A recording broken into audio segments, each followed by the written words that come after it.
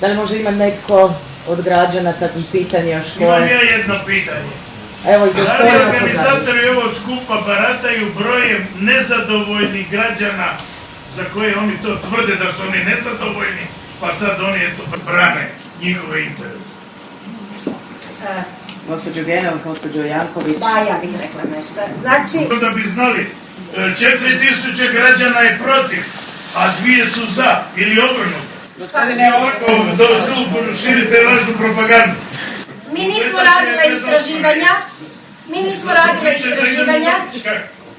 Sad su svi bili nezadovoljni, sad na kraju nije važno. Gospodine, molim vas samo da svi održimo jedno dostojanstvo ovog skupa. Ovdje smo svi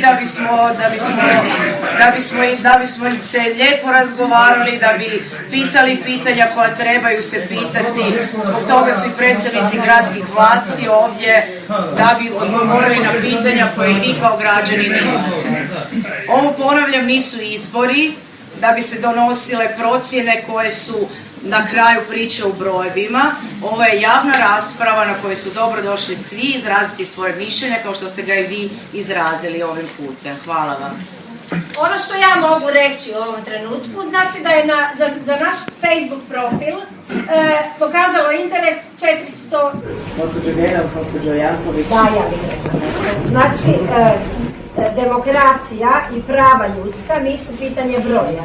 Mislim da svi građani imaju pravo na informaciju, da je potpuno nebitno da li je zadovoljno 2 građana ili 200 ili 2000, bitno je ako postoje pitanja da na njih tražimo odgovor.